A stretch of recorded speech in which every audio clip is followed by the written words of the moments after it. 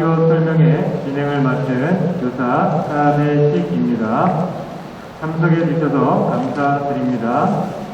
오늘 이 시간을 통해 저희 개성고등학교에 대한 많은 정보를 드려서 자녀들의 고등학교 선택에 큰 도움이 되었으면 좋겠습니다. 네, 이제 본교 민혜숙 교장 수녀님의 인사 말씀이 있겠습니다.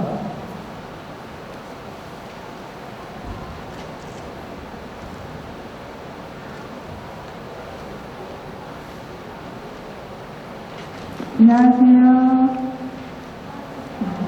네, 개성고등학교를 찾아주신 모든 학부모님과 또 학생들, 중학교 3학년 친구들 모두 환영합니다. 저희 개성고등학교의 개성은 샛별이라는 뜻이에요. 그 샛별의 의미는 새벽 하늘에 어둠을 밝히는 그런 별이라는 뜻을 가지고 있고요. 그 샛별은 어둠 속에서 세상을 밝힌다. 그래서 개성의 교육은 모든 학생들이 이 사회의 어둠을 밝혀주는 진리의 빛이 되는 것을 추구하고 있습니다. 오시는 길에 혹시 불편하시거나 또 춥지는 않으셨나요? 괜찮으셨어요? 요즘 이제 첫눈이 내린 이후에 또 지난주에도 눈이 몇 방울 떨어졌습니다. 그리고 나무 위에 나뭇잎들도 거의 이제 떨어져서 길거리를 나뭇잎으로 그림을 그리고 있습니다. 나뭇잎을 바라보면서 나뭇잎이 떨어졌다라고 생각을 했는데 나뭇잎이 이렇게 말을 하더라고요. 나는 떨어진 것이 아니라 땅으로 내려온 거라고. 나뭇잎이 땅으로 내려와서 무슨 일을 하려고 하는 것일까 생각해 보았는데요. 나뭇잎이 땅으로 내려와서 이제 겨울 바람과 또 차가운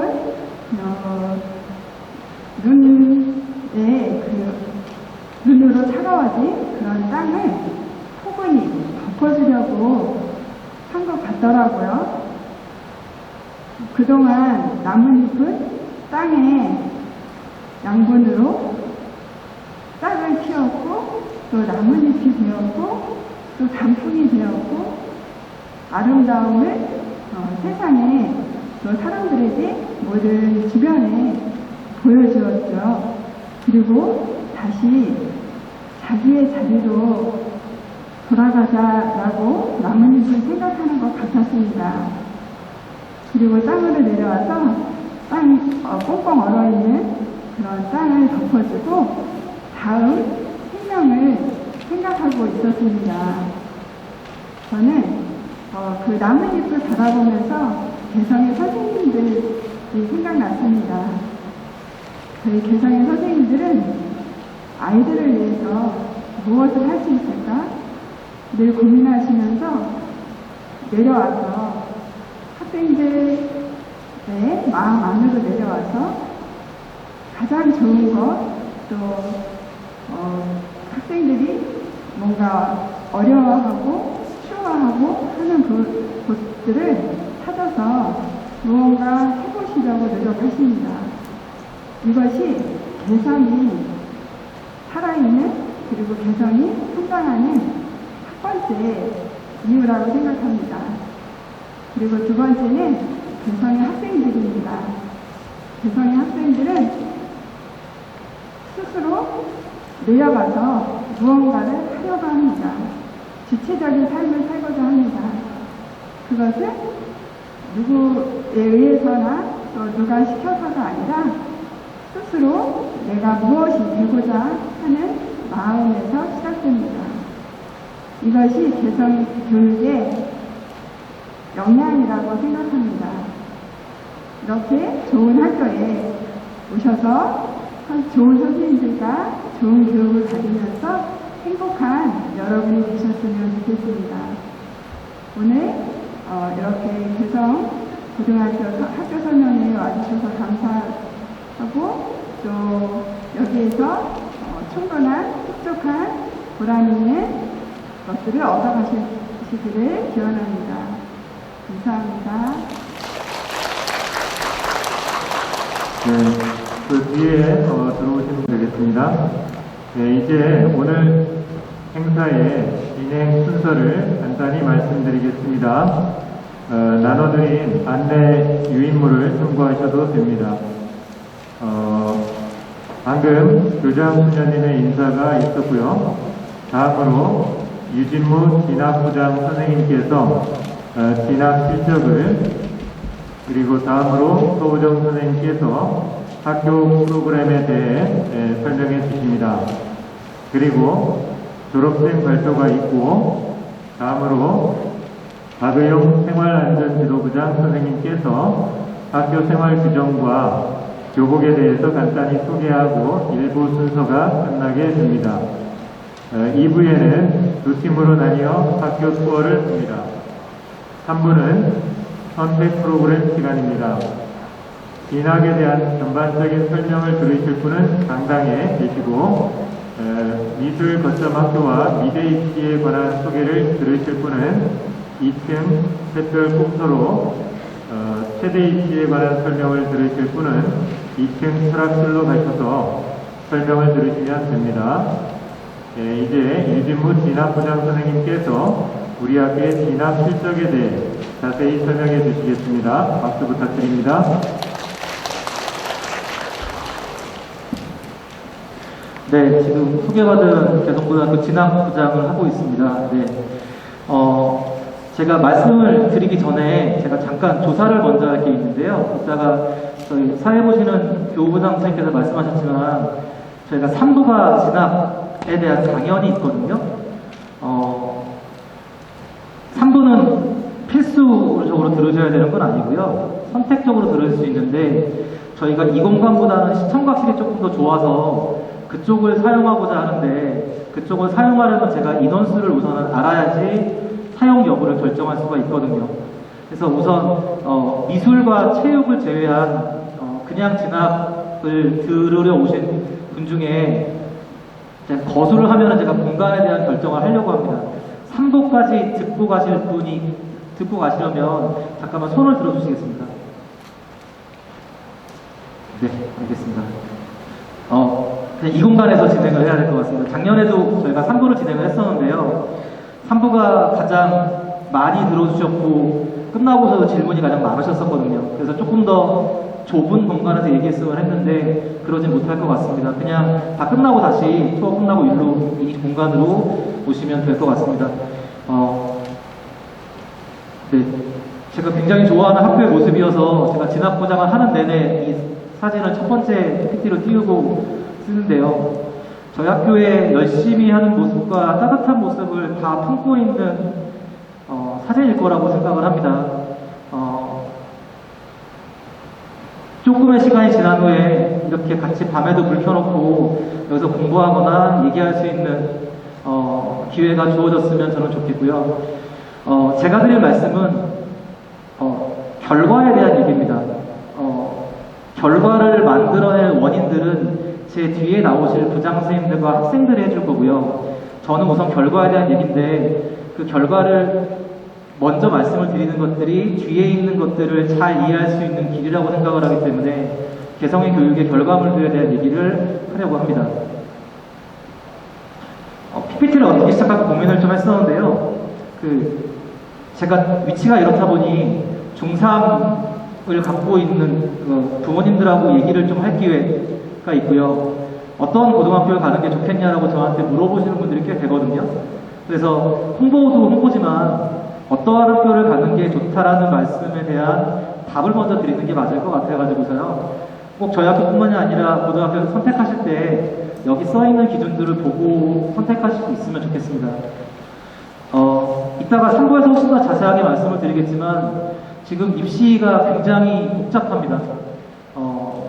정치적인 목적과 교육적인 목적이 배치가 된 입시이기 때문에 격변기라고 생각이 들고요.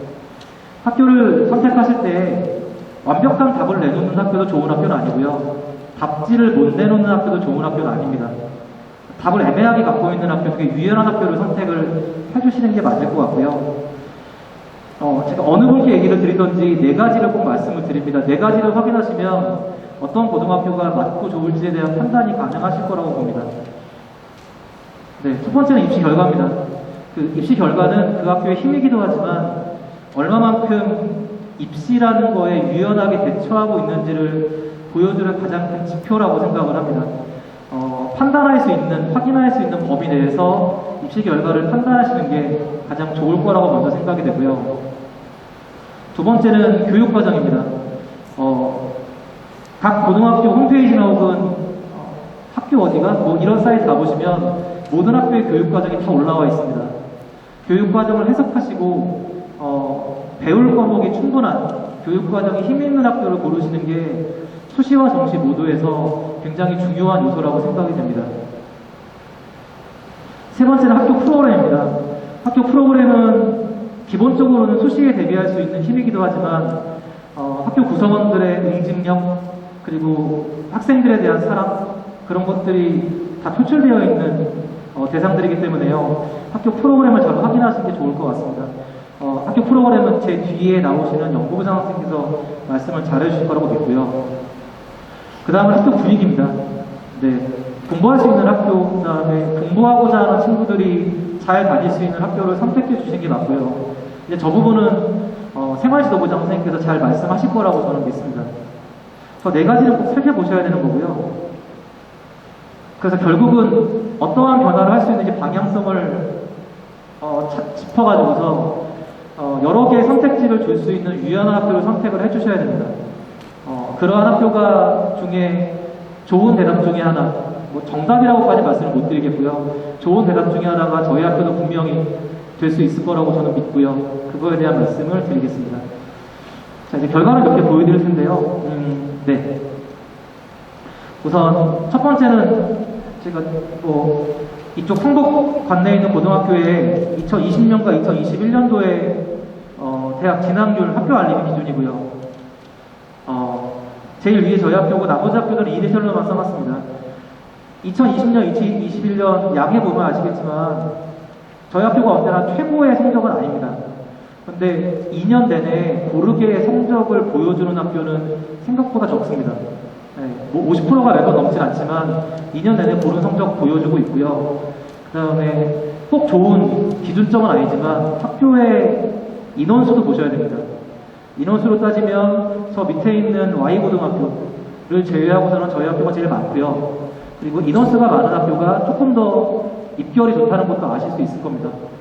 이 전체 입결이 학교의 수준을 보장하진 않지만 어떠한 내용보다 이 자료를 먼저 꺼낸 건 공부 잘하는 학생뿐만이 아니라 모든 학생들을 잘 보내기 위해서 굉장히 노력하는 학교입니다.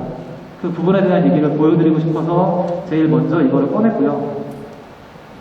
그 다음에 2020년도 2년 전, 작년 말고요. 네, 2년 전 입시인데 2020년도에 이쪽 성북 강북 쪽에서 보냈던 서울대 입학생 인원수고요.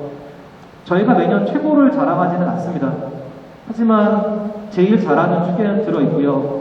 첫 번째 페이지가 전체에 대한 얘기였으면 두 번째 서울대 얘기는 최상위권을 보내기에도 열심히 노력하고 있고 조금씩 좋아지는 학교라는 얘기를 드리고 싶었습니다. 그리고 가장 정확한 데이터가 이걸 것 같은데요. 아마 지금 갖고 계신 자료집 보시면 이 내용이 있는 걸로 제가 봤거든요. 하나 정정을 할 게 있으면 아마 자료집에 제일 마지막에 나와 있는 이쪽이 서울 소재대학이라고 나와 있는 걸로 제가 봤는데요. 수도권 소재대학, 수도권 상위대학이라고 표현을 하는 게 맞을 것 같고요. 그래서 크게 학교를 네 부류 정도로 나눴고요. 이과와 문과의 최상위 그룹인 서울대랑 의대, 그 다음에 그 다음 그룹인 연대, 고대, 과학특성화대학교, 그리고 저희가 이대까지 한번 끊었고 그 밑으로 끊었거든요. 아마 자료집에 나와 있는 수치랑은 동일할 겁니다. 의대생들이 이제 슬슬 입결이 보이는데 저 의대는 저희가 고대 그리고 연대 의대를 들여보낸 학생이 매년 끼어 있는 경우고요. 저기 중간에 보시면 2020년도 자료가 서울대 4명에 그 의대 1명이 들어가는 그 경우라고 보시면 될 것 같고요. 그 다음에 연대고대 과학특성화대학교에 마찬가지 카이스트와 코스텍도 1명씩 끼어 있는 상황이고요. 그리고 나머지 2개의 그룹에서 보시면 알겠지만 거의 2배 정도의 합격생이 늘었다는 거는 보실 수 있을 겁니다. 밑에 제가 주석을 달아놨지만 저희 학교는 졸업생은 입결에 포함시키지 않고요. 대신 중고합격은 포함된 인원수입니다. 저기서 중고합격을 제외를 하면은 순수 합격생이 나올 텐데 당연하게 순수 합격생은 이것보다 조금 떨어지긴 하겠죠. 네, 그렇긴 하지만 저희 학교는 굉장히 빠르게 입시의 변화에 대응을 하려고 노력을 했고요. 그 결과물들이 굉장히 빠른 속도로 입결에도 영향을 미친다라고 말씀을 드릴 수 있을 것 같습니다. 상위권 대학 입결은 학생 수가 매년 2년 동안 한 60명, 70명 줄었는데도 일정 수준은 계속 유지하고 있고요. 의대 약대도 조금씩이지만 차츰 결과물을 내고 있고요. 나중에 이제 고등학교 돼서 이제 의대 약대 입시를 보시면 알겠지만 한 학교에서 1명을 보내는 게 정말 어려운 일입니다. 네, 그렇게 들어주시면 좋을 것 같고요. 그 다음에 학생들 선호도가 높은 대학 입결은 굉장히 빠른 속도로 좋아지고 있습니다. 네. 그리고 요즘에 이따가 3부에서 더 자세하게 말씀을 드리겠지만 저희가 정시가 늘어나기 때문에 정시에 대한 생각도 꾸준히 갖고 계속 역시 마찬가지 유연하게 변하려고 노력을 하고 있습니다. 대충 보셨겠지만 저희 학교는 뭐 최상위권뿐만이 아니라 전체 학생들의 입시를 위해서 노력을 하고 있다고 말씀을 드릴 수 있을 것 같고요. 개인적으로 제가 하는 역할은 학생들과 상담하는 역할입니다. 거의 졸업할 때까지 한 학년의 3분의 1에서 절반 정도는 제가 한 번씩 얘기를 다 하고요. 그리고 조금 더 공부를 잘하는 친구들은 담임 선생님과 같이 진학 상담 카드를 만들어서 이 학생은 약점과 강점이 이러니 이런 쪽으로 지도해 주십시오라고 네, 꾸준히 피드백을 드리고 있고요. 그리고 많은 학교에 쓰는 프로그램이 하지만 저희 학교는 리로스쿨이라는 프로그램을 굉장히 잘 사용하고 있거든요. 그걸 통해 가지고서 학생들에게 공지사항이라든가 진학부에 전달할 것들 마찬가지 잘 전달을 하려고 노력을 하고 있습니다. 결과물에 대한 얘기는 이 정도면 될 것 같고요. 3부에 계신 분들한테는 입시의 흐름 안에서 어떤 학교를 판단하셔야 되는지 그리고 되게 많이 변하기 때문에요. 입시가 어떻게 변하고 있는지에 대한 얘기를 조금 자세히 드리고자 합니다. 자, 우선은 진학 결과는 이 정도로 마치겠습니다. 감사합니다. 네, 진학 기가 있겠습니다.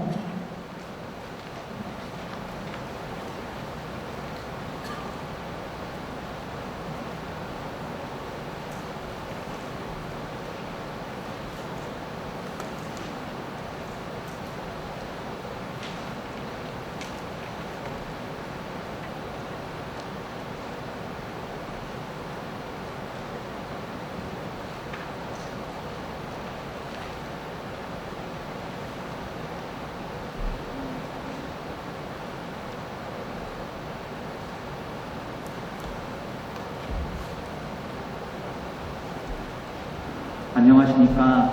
저는 우리 학교에서 연구부장을 맡고 있는 서우종이라고 합니다. 제가 오늘 여기 오신 부모님과 학생분들에게 말씀드리고자 하는 것은 우리 학교가 우리 학교 학생들을 위해서 마련하고 있는 배움의 기회에 관한 내용입니다. 학교는 배우는 장소입니다. 그러니까 배움의 기회에 대해서 이런 자리에서 이야기하는 게 어찌 보면은 그게 필요한 이야기인가 하고 생각하실 수도 있을 겁니다. 하지만 이 문제가 좀 간단치가 않습니다. 그까닭은 이제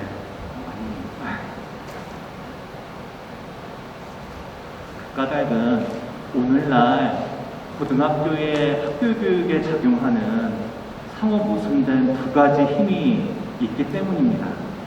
사실은 자료를 좀 많이 준비를 했는데요. 좀 길어서 지루하시기 때문에 나중에 제가 여기 오신 분들에게 어떤 말씀에 차점을 두고 말씀을 드리려고 하는지 길을 잃으실 수도 있을 것 같아서 사실은 이 자료를 통해서 여러분들에게 드리고 싶은 말씀을 앞에 몰아서 드리고자 하는 것입니다. 지금 저는 무슨 말씀을 드리고자 하는 거냐 하면은 학교 교육에 작용하는 두 가지 힘에 대한 이야기입니다. 이 두 가지 힘은 하나는 교육부에서 오는 힘입니다. 그리고 다른 하나는 대학이 주는 힘입니다. 교육부는 표준화를 요구합니다. 표준화를 요구한다는 것은 꿈이 있고 그리고 열심히 노력하는 학생이라면 그 학생이 개성고에서 배우든 용문고에서 배우든 아니면 창문여고에서 배우든 학교와 상관없이 일정한 성장과 배움의 또는 동일한 성장과 배움의 기회를 얻어야 한다는 요구입니다.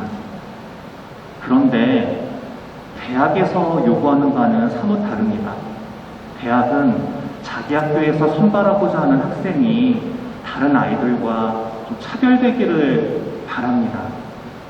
차별성에 대한 요구가 대학으로부터 강하게 작용을 합니다. 이 표준화의 요구, 그리고 차별화의 요구, 서로 이상대립적인 두 개의 요구 사이에서 고단한 줄타기를 해야 하는 게 오늘날 인문계 고등학교의 현실입니다. 그리고 제가 이제부터 자료 화면을 통해서 여기 오신 여러분들에게 설명해 드리고자 하는 우리 학교의 배움의 기회는 표준화의 요구와 그리고 차별화의 요구 가운데 차별화의 요구에 응답하는 그런 응답한 결과라는 말씀을 먼저 드리고자 합니다. 차별화의 요구에 응답한다는 것은 대학의 요구에 부응한다는 것이고 대학에 가고자 하는 아이들의 소망에 대답을 한다는 뜻이기도 합니다. 자료 화면 보시겠습니다.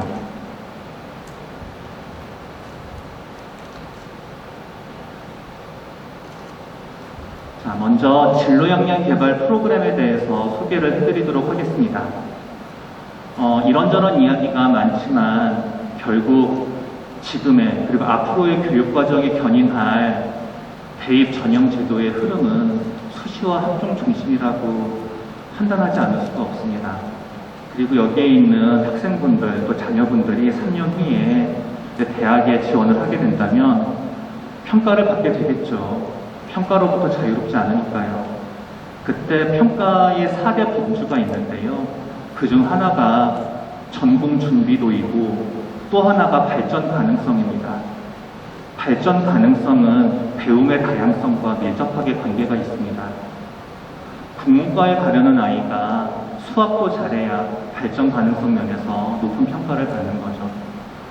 이 저희 학교의 배움의 기회, 저희 학교가 우리 학생들을 위해서 마련하고 있는 여러 가지 교육 프로그램 가운데 진로 역량 개발 프로그램이 목표로 하고 있는 것은 바로 이 전공 준비도 그리고 발전 가능성 면에서의 역량의 강화라고 할 수 있겠습니다. 이거는 우리 학교에서 진행해 오고 있는 진로 역량 개발 프로그램에 참여했던 학생들 그리고 선생님들, 강사분들께서 남겨주신 보통 이제 하나의 강좌가 끝나면은 담당자인 저에게 수많은 문자가 옵니다. 그게 부단함을 씻어주는 힘이 되죠. 여러 개의 문자 가운데 몇 가지만 추려보았습니다. 학생의 문자도 있고요. 그리고 선생님의 문자도 있는데 예를 들어 이 학생 같은 경우는 우리가 배워야 할 교훈에 대해 많은 생각을 해볼 수 있었습니다. 제 인생의 전환점이 될 것 같은 시간이었습니다. 이런 이야기를 남겨주었고요. 그리고 이 친구는 생물학 실험 입문, 성신여대 실험실에 가서 5일 동안 매일 4시간씩 공부했던 친구인데요. 학교에서 배우지 못했던 생명과학에 대한 많은 지식을 배울 수 있어서 특히 벗들과 함께해서 좋았습니다. 라고 문자를 보내주었어요. 그리고 선생님들께서는 어려운 내용이었는데 이분은 이제 외교통상학 특화보기를 진행해 주신 분인데 어려운 내용이 많았는데 아이들이 너무 잘 따라주었습니다. 그리고 이분은 이제 화학 특강을 진행해 주신 분인데 공교롭게도 강좌의 마지막 날에 플라스크가 터졌습니다. 아이들이 다칠 수도 있는 상황이었는데 다행히 아무도 안 다쳤고 그 가운데 가장 놀란 건 선생님이었죠. 그래서 애들이 선생님 불쌍하다고 지하철역까지 마지막 날에 선생님을 이제 따라서 배웅을 해줬던 그런 일이 있는데 그때 이제 아이들이 고마웠다는 말씀을 해주고 있는 그런 문장입니다. 또 우리 학교에 오셔서 우리 아이들을 만나셨던 선생님들은 그 이후로도 내내 우리 학교의 중요한 상담자가 되어주십니다. 그래서 과학, 기술, 정보 분야에서 우리 학교가 무언가 하려고 할 때 매우 심의적인 정보와 또는 그 강좌를 해주실 수 있는 선생님들을 연결해주는 저희 학교의 조력자 역할을 해주시죠. 이런 점에서 저희 학교의 인적자원의 역량은 저희 학교에 계신 선생님들만으로도 차고 넘치지만은 저희 학교에 다녀오시고 인연을 맺었던 이런 각 분야의 전문가분들까지 그 외연이 확장되어 있다 할 수 있습니다. 저희 진로 역량 개발 프로그램의 개요인데요. 그냥 모든 선생님들이 총동원된다는 내용입니다. 그리고 진로 역량 개발 프로그램은 4개의 범주로 세분이 됩니다. 정규 수업, 방과 후 진로 진학, 동아리 영역 이 4가지로 세분이 되고요. 이 4가지 영역에서 고루 이제 프로그램이 운영이 되는데 지금 현재 2021 프로그램은 진행 중이기 때문에 아직 산출이 안 돼서 오늘 여러분들께 보여드리는 자료는 작년 2020년 자료를 기준으로 하고 있습니다. 4가지로 세분된 영역의 프로그램이 전부 31개였고요. 참여한 학생은 중고 포함해서 1,499명, 그리고 저희 학교에 와주신 외부의 교수님, 박사과정생분들은 47분이었습니다. 그리고 저희 학교의 진로 역량 개발 프로그램은 모두 대학 또는 전문 기관과 연계를 하고 있습니다. 작년 같은 경우 17개 대학, 기관과 연계를 해서 아이들에게 배움의 기회를 마련해 주었는데요. 연계 대학과 기관은 경희대, 고려대, 서울대, 성신여대, 연세대, 외대, 한성대, 윗셋, 한국여성과학인 기술지원센터라는 곳이 있습니다. 역량 있는 여성과학자인데 출산과 육아 때문에 경력에 단절된 너무너무 훌륭하신 분들이 있습니다. 이런 분들을 학교와 연결해주는 기관이 윗셋입니다. 좀 더 분야별로 어떠한 프로그램들이 진행이 되었는지 궁금하실까요? 네, 몇 가지만 보겠습니다. 먼저 과학기술 정보 분야입니다. 생명통계라든가 또는 생명과 수학을 연계해서 자신의 진로를 찾으려고 하는 학생들을 위한 생태수학, 그 다음에 인체라는 우주를 여행하는 히치하이커, 이건 의대에 진학하려는 학생. 저희 학교가 이제 의대를 해마다 보내고 있기 때문입니다. 의대에 진학한 학생들을 위한 프로그램, 생물학 실험인문, 자, 이 사진입니다. 성신여대 미양 운전 캠퍼스에 가서 아이들이 직접 학부 실험실에서 실험 수업을 합니다. 화학 실험 입문, 물리학 교파보기, 그 다음에 소프트웨어 아카데미, 꽤 심도 높은 파이썬을 배웁니다. 그래서 보시면 알겠지만 모라생지, 그 다음에 정보, 그 다음에 그 밖에 생명통계학, 여러 가지 과학의 제 분야를 두루 다루려고 노력을 했습니다. 물론 그래도 여전히 부족한 점은 많습니다. 과학기술 정보 분야의 프로그램에 좀 더 역점을 두고 저희가 개발 운영을 하고 있는데요. 그래서 보시면 한 페이지가 더 있죠. STS 아카데미라고 해서 요즘은 과학 커뮤니케이터를 꿈꾸는 아이들이 많이 있습니다. 또는 과학 저널리스트가 되려고 하는 학생들도 있고요. 또는 과학 행정을 하려는 학생들도 있습니다. 네, 얼마 전에 저희 나로호 성공적으로 날려보냈잖아요. 그런 일이 실현 가능하게 하는 그런 역할을 하는 게 과학 행정가들인데 그쪽에 관심 있는 친구들을 위한 그런 프로그램입니다. 이 STS를 이제 학문 분야로 운영하고 있는 학교는 전국에서 2개밖에 안 됩니다. 그래서 서울대 대학원이 있고요. 전북대가 있죠. 저희는 서울대와 연계해서 운영을 합니다. 네, 이런 프로그램들이 있고 연계대학은 뭐 서울대학교, 한성대학교, 성신여자대학교, 고려대학교 두루 안배가 되어 있습니다.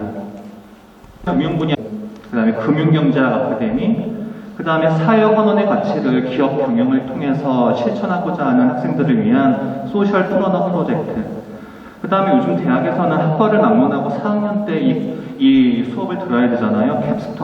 캡스톤에서 아이디어를 얻어서 이 캡스톤과 유사한 성격의 프로그램을 운영했는데요. 그게 바로 체인지메이커 프로젝트입니다. 이런 프로그램들을 운영을 했고요. 그 다음에 인문사회 국제 분야입니다.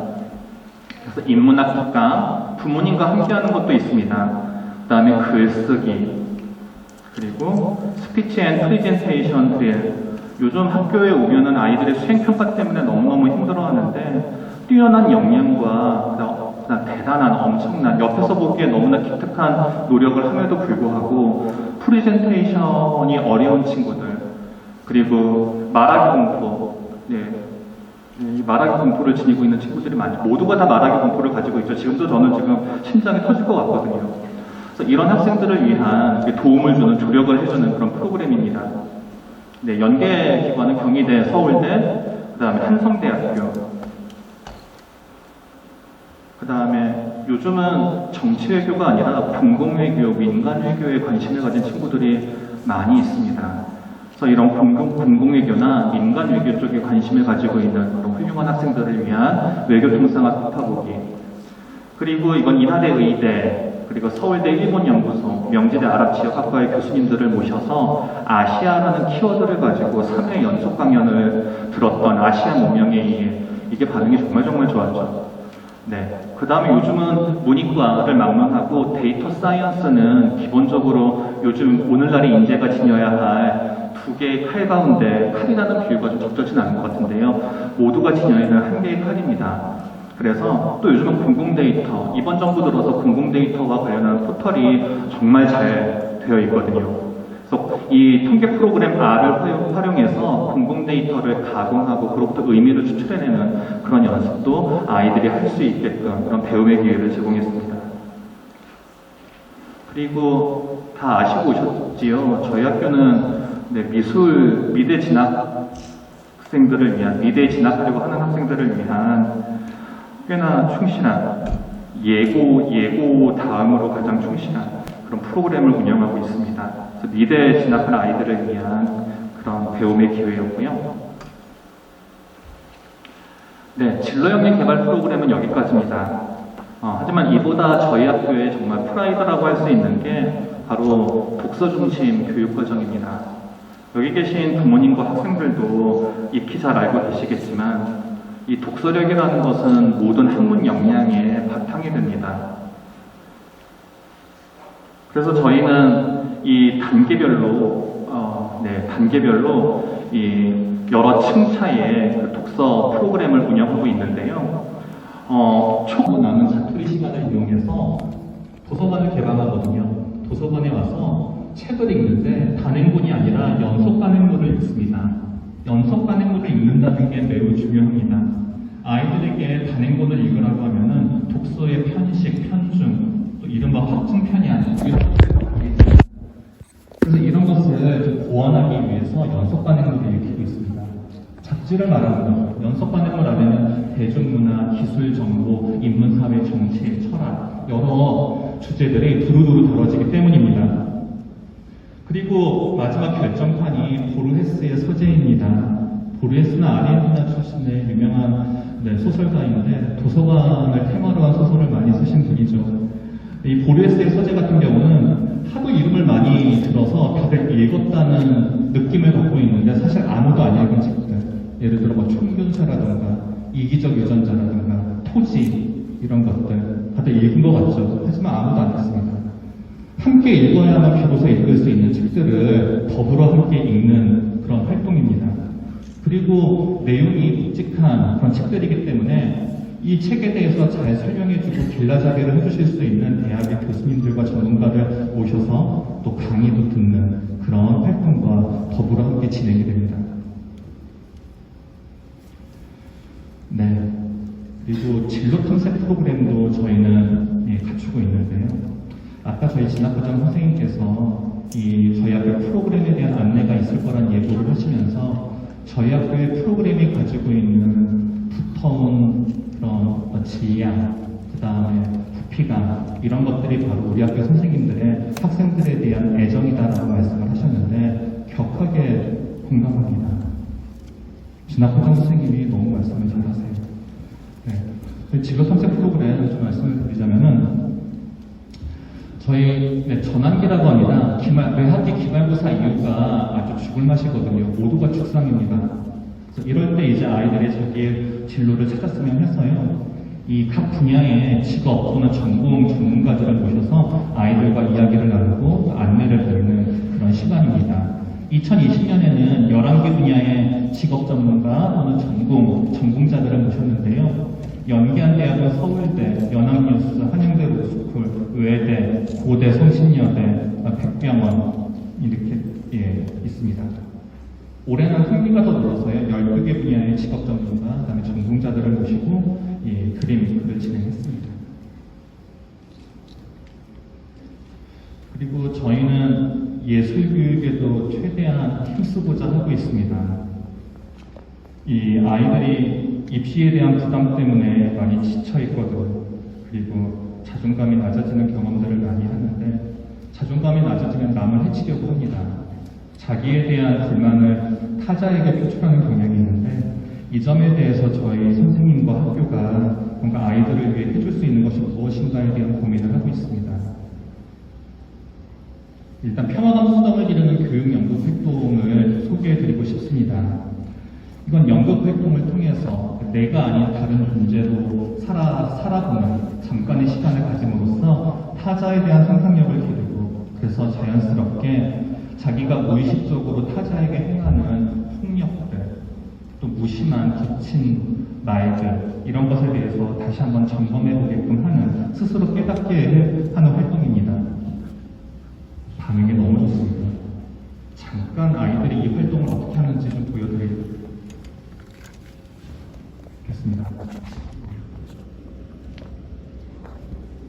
소리가 나올까요?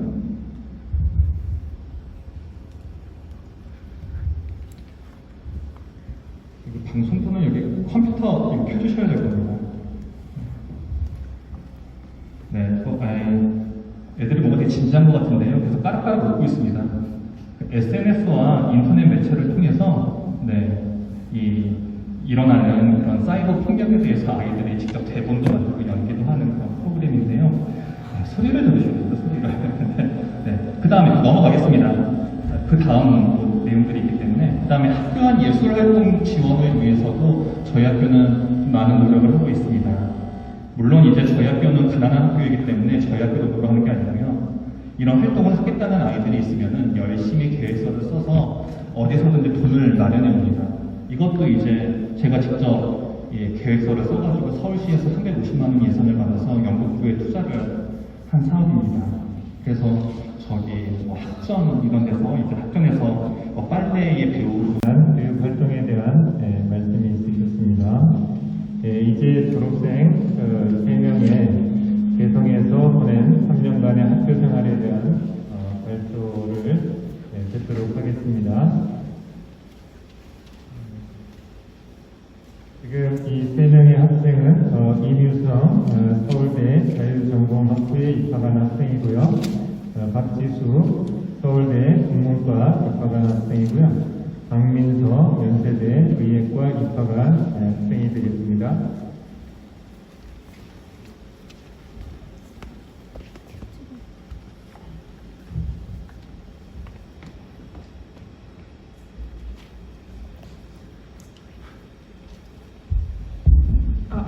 네.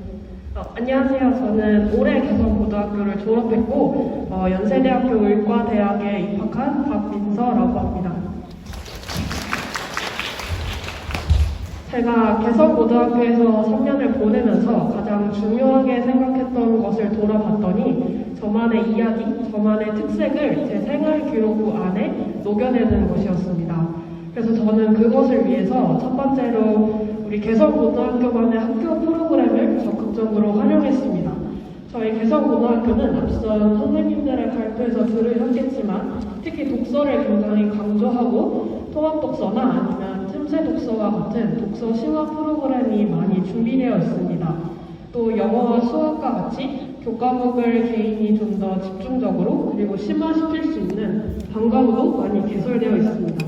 그래서 저의 경우를 말씀드리자면 저는 영어에 굉장히 자신감이 없었는데 영어 방과후를 수강하면서 직접 저의 진로 분야와 융합시켜서 코로나19와 같은 최신 의학적 이슈나 로봇 수술과 같이 의료적으로 윤리적 쟁점이 있을 수 있는 이슈들을 직접 영어로 발제하고 토론을 함으로써 개인의 진로 분야를 좀 더 심화시킬 수 있는 활동을 생기부에 녹여낼 수 있었습니다.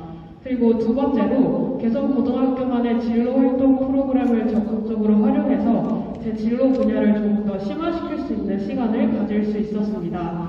특히 개성고등학교 같은 경우에는 학생이 직접 인터뷰어를 섭외하거나 아니면 같은 진로 분야를 가지고 있는 학생들끼리 소규모로 모여서 전문가들의 특강을 듣는 시간도 많이 준비되어 있습니다. 저는 의학 분야 중에서도 특히 법의학에 관심이 많았는데 사실 이거를 알고 계시는 분들도 여기 많지 않겠지만 학생들 사이에서도 이게 사실 그렇게 인기 있는 과목은 아닙니다. 그래서 이걸 법의학이라는 것을 진로 활동에 녹여내는 것이 사실 어려움이 많았는데 저는 개성고등학교의 이 앞서 말씀드린 진로 활동들을 적용해서 직접 법의학 교수님들을 섭외하고 인터뷰함으로써 저만의 진로 분야를 생기부에 잘 녹여낼 수 있었습니다. 그리고 마지막으로 가장 중요하게 말씀드리고 싶은 것은 이 앞선 학교 프로그램들을 학생이 직접 참여하고 열심히 수행하는 것도 중요하지만 이것을 개인만의 심화된 프로그램으로 재창조해내는 것도 가장 중요합니다. 저의 경우 네팔 해외봉사 프로그램을 다녀온 적이 있었는데 이후에 통합독서 스태프로 활동하면서 이것을 네팔 관련 주제를 직접 발제하고 활동을 진행한 적이 있습니다. 이처럼 학교 프로그램을 단순히 단발성으로 끝내는 것이 아니라 학생 자신만의 진로 분야와 융합시키거나 아니면 다른 활동과 융합시켜서 자신만의 활동으로 재창조시키는 것이 가장 중요합니다. 이 자리를 준비하면서 제 개성고등학교에서의 3년 학교 생활을 돌아봤을 때 가장 선명하게 기억이 남았던 것은 친구들 그리고 선생님들과의 상호작용이었습니다. 사실 개성고등학교에 오시면 가장 최고의 선생님들이 여러분을 가장 가까이에서 지지해주고 응원해주시고 계십니다. 그렇기 때문에 여러분들이 개성고등학교에 오시면 선생님들께 질문하거나 아니면 여러분의 앞으로 학교 활동이나 진로 분야에 대해서 상담하는 것을 절대 두려워하지 않으셨으면 좋겠습니다. 제 발표는 이것으로 마치고 다음 학생에게 마이크를 넘기도록 하겠습니다. 감사합니다. 네, 안녕하세요. 저는 서울대학교 보호공군학과에 재학 중인 박지수입니다. 저는 입학 당시에 제가 관심이 있는 분야는 준비했었지만 뭔가 진로에 대해서 구체적인 목표가 있는 학생들과는 좀 다르게 희망하는 학과조차도 분명하게 없는 그런 상황이었습니다. 그래서 저는 1학년 때부터 분야를 가리지 않고 정말 다양한 프로그램에 도전을 많이 했었습니다.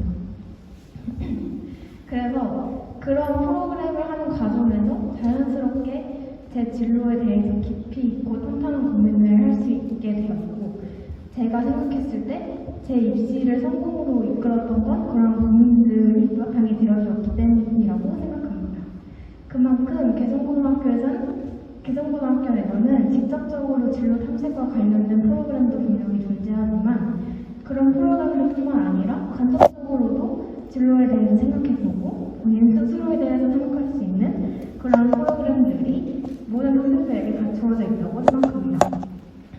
그리고 주변에는 그런 프로그램에 항상 열심히 도전하는 친구들이 존재했었고 항상 곁에서 응원해주는 선생님들이 존재했었기 때문에 뚜렷한 목표가 없는 저한테 큰 용기가 되었습니다. 그리고 결론적으로 제가 그러한 많은 프로그램들을 통해서 제가 제 안에 기존에 있던 의존적인 성향을 줄일 수 있었고 보다 자기 주체성을 키우고 독립적인 대학교 생활을 할 수 있는 것 같습니다. 개성고등학교에 앞에서 네팔 프로그램 얘기를 해줬는데 저는 대표 프로그램들 중에 하나라고 할 수 있는 미국 콜로라도 자매학교 교육 프로그램에 참여했었습니다. 그게 제 고등학교 생활에서 또 하나의 큰 도전이 되어주었는데 타국에서 3주를 보낸다는 게 처음에는 매우 두려웠었지만 그때의 기억이 아직까지도 정말 좋은 추억으로 남아있습니다. 외국인 분들과 직접적으로 소통을 하면서 영어 회화 실력을 당연히 향상시킬 수 있었고 미국의 교육과 문화를 배우면서 다양한 사람들과 소통할 수 있었습니다. 콜로라도 프로그램 중에서도 본인이 관심 있는 분야나 진로와 관련된 전문가, 외국인 전문가분을 직접 만날 수 있고 또 그 직업과 관련된 장소에 직접 갈 수 있었던 기회가 있었는데 그게 가장 기억에 남는 것 같습니다. 제가 3주라는 시간을 할애했던 게 전혀 아깝지 않을 만큼 콜로라도에서의 시간은 배울 점으로 가득했었습니다. 개성고등학교에서 보낸 제 고등학교 생활이 마냥 순탄했다고 할 수는 없습니다. 당연히 시간은 정신없이 흘러갔고 그 흘러가는 시간에 치이느라 많이 힘들었고 피곤했었습니다. 근데 그 모든 힘들었던 게 제가 고등학교 생활을 열심히 했었다는 증거가 되어준 것 같고 제가 고등학교 3년을 돌아볼 수 있는 이 자리에 서서 그 3년의 과정을 정말 천천히 생각해 봤을 때 제가 고등학교 내에서 목표를 수립하고 입시 과정을 경험하고 또 앞으로 나아가는 과정 자체가 깔끔했었다는 생각이 자주 들곤 합니다. 지금 대학 입시라는 새로운 시작을 앞두고 있는 모든 학생분들이 개성고등학교에서 그 과정을 차근차근 준비해 나가셨으면 좋겠습니다. 감사합니다.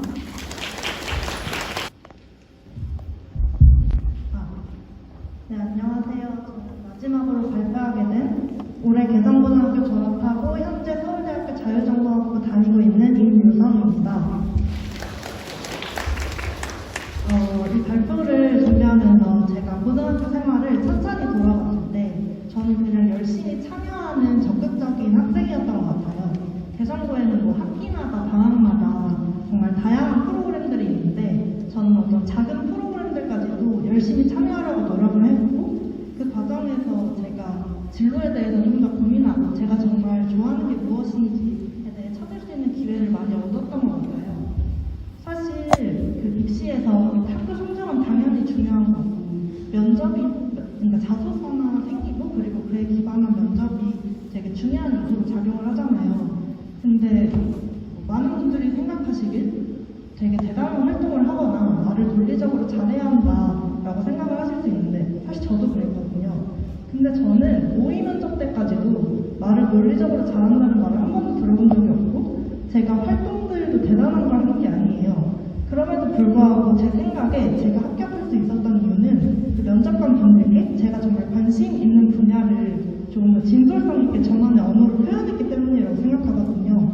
실제로 면접장에서 면접관 분들이 저에게 지원 동기에 대해서 물어보셨을 때 저는 제 관심 분야를 이야기하면서 제가 행정가라고 진로를 적었었는데 그때 제가 관심 있는 외국 정책을 이야기하면서 제 진로 발전 과정을 활동들이랑 같이 말씀을 드렸어요. 근데 다른 어떤 개별 활동에 대한 답변들에 비해서 면접관분들이 되게 관심 있게 봐주셨었거든요. 그래서 저는 이제 저만의 언어로 저의 관심 분야를 탄탄하게 스토리를 만들어 나가는 게 중요하다고 생각하고 그렇게 제가 할 수 있었던 이유는 개성고의 좋은 프로그램들 덕분이라고 생각하는데 저는 방과후 프로그램과 대학 영역 프로그램이 저에게 되게 뜻깊었던 경험이었거든요. 이 두 프로그램이 뭔가 생각거리를 만들어주는 프로그램인 것 같아요. 방과후 프로그램 같은 경우는 뭐 보충 수업의 개념을 생각하실 수도 있겠지만 개성고의 프로그램들은 뭐 영어 토론이나 모의회 그리고 아까 그 선생님께서 말씀하셨던 어떤 책을 통한 주제 탐구 수업, 글쓰기 수업 같은 게 되게 많아요. 그거를 통해서 다양한 분야를 접하면서 제가 정말 뭘 좋아하는지 고민할 수 있었고 다른 활동이나 도서로 이어가기도 쉬웠던 것 같아요. 그리고 저는 대학연계 프로그램이 너무 재밌었던 기억 중에 하나인데 2학년 때 집단지성으로 세상을 변화한다 이런 주제로 제가 프로그램에 참여한 적이 있었는데 이 프로그램에서 친구들과 함께 나가서 자료조사도 하고 뭐 강의도 듣고 아이디어 발표도 하고 하면서 제가 행정 또는 사회 분야에 정말 관심이 있구나라는 걸 느꼈고 이후 다른 활동으로 발전해 나갔어요. 이렇게 재미있는 경험을 하면서 저는 제가 정말 좋아하는 게 무엇인지 진정으로 고민할 수 있었던 것 같고 그리고 선생님들이 정말 도움을 많이 주셨어요. 저는 고등학교 동안 정말 고민이 많고 말도 많아서 친구들이 너 그냥 교무실에 가라 할 정도로 정말 교무실을 많이 들락거렸거든요. 근데도 선생님이 되게 진지하게 같이 고민해 주시고 더 세상에 관심을 가져주셨어요. 저뿐만 아니라 이제 고민이 많은 다른 친구들에게도 많은 관심을 주셨고 그래서 저는 저는 그 과정을 통해서 제 진로에 대해 조금 더 깊이 고민하고 어떤 제 진로의 갈피를 잡을 수 있었어요. 지금 화면이 안 열리는데요. 먼저 저도 청중으로서 앞에 선생님들이 그 소개하시는 내용을 들었습니다. 그러면서 무슨 생각을 했냐면 그 학교에 따라서 바보를 얼마나 보유했느냐에 따라 좋은 학교와 덜 좋은 학교, 선택하고 싶지 않은 학교가 달라지지 않을까 하는 생각이 들었습니다.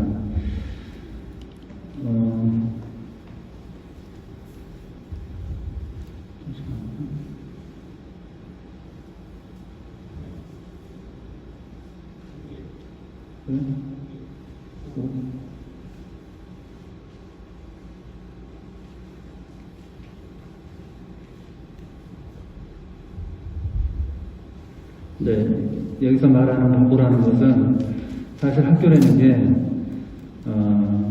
정규 시간만 하면 뭐 더 안 해도 됩니다.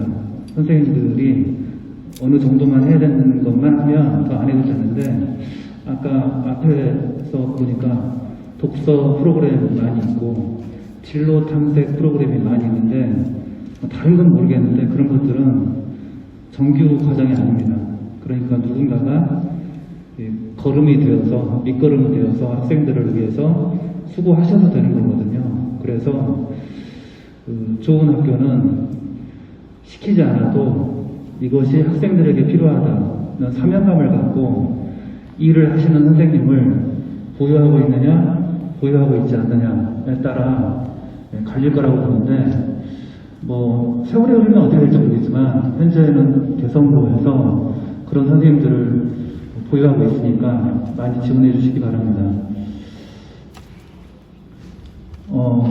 생활지도에 관해서 개성고등학교의 특색을 말씀드리면, 개성고등학교는 일단 용의 복장이 단정한 학교로 알려져 있다고 합니다. 제가 언제 그렇게 느꼈냐면, 일단 지역사회 분들이 그래도 교복 갖춰 입고 등하교 하는 학생들이 개성고등학교 학생이다, 뭐 이렇게 얘기한다는 얘기를 들었고요.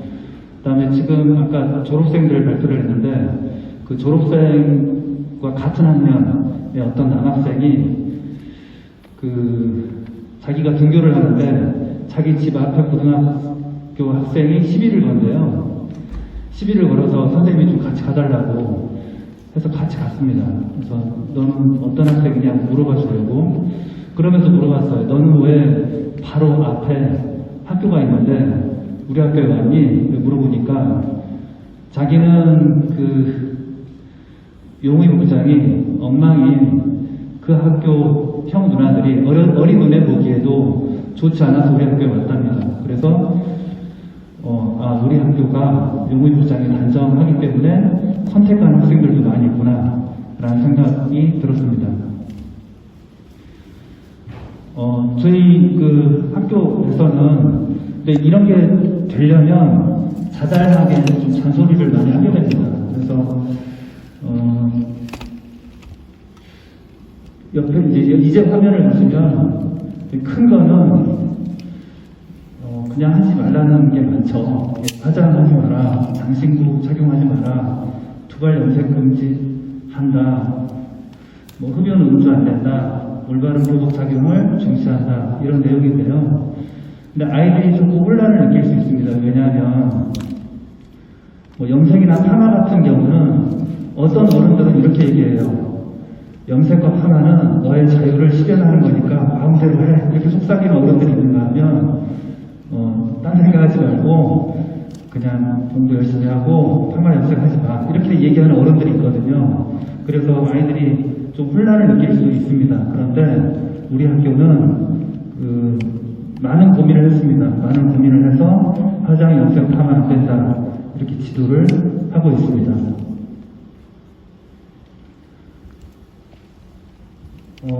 또 이제 고등학생들이 많이 문제 제기가 되는 게 이제 흡연, 음주, 오토바이, 흡연하고 오토바이죠. 근데 우리 학교는 지금 3학년 아이들이 1학년일 때 오토바이를 얻어 타는 애들이 있었어요. 오토바이를 얻어 타는 애들이 있었는데 다 저랑 같습니다.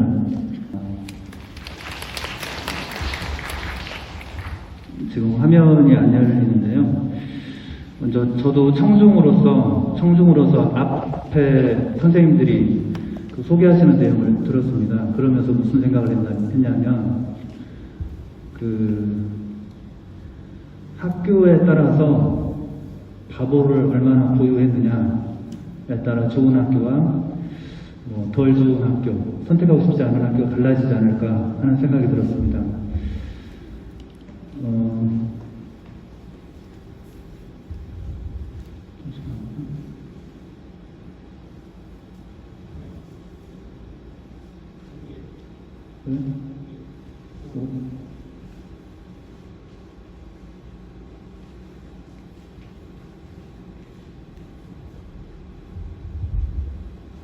네, 여기서 말하는 바보라는 것은 사실 학교라는 게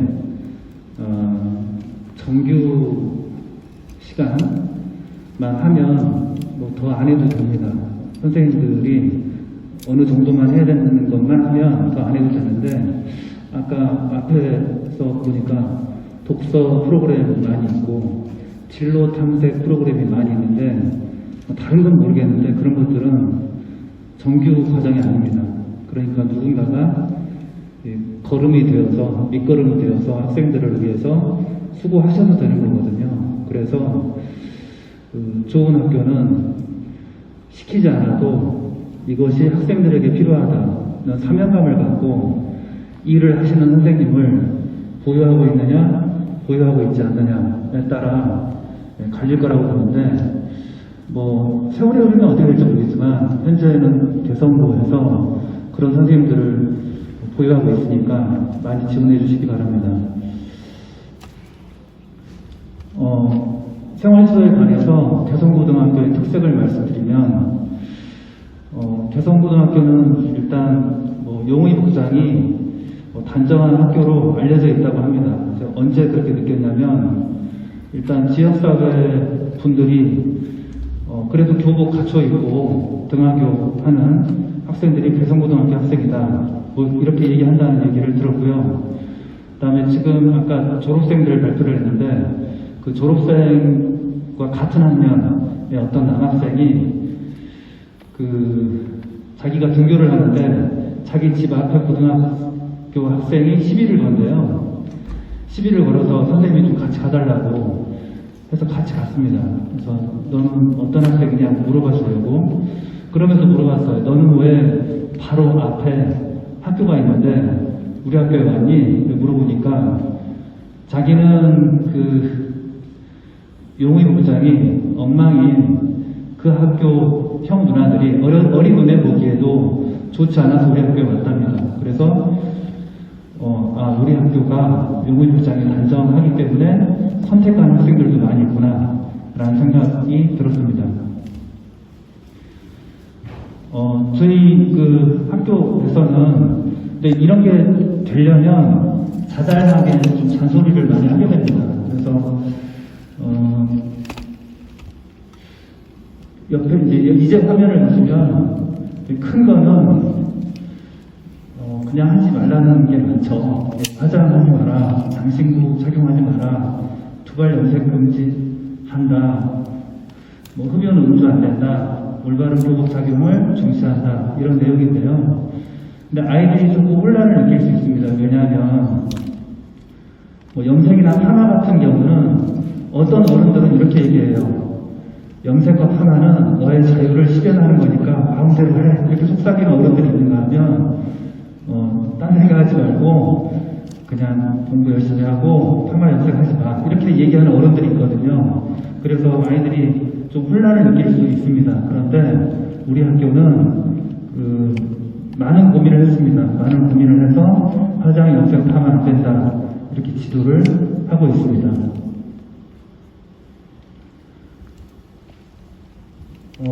또 이제 고등학생들이 많이 문제제기가 되는 게 이제 흡연, 음주, 오토바이예요. 흡연하고 오토바이죠. 근데 우리 학교는 지금 3학년 아이들이 1학년일 때 오토바이를 얻어 타는 애들이 있었어요. 오토바이를 얻어 타는 애들이 있었는데 다 저랑 같습니다.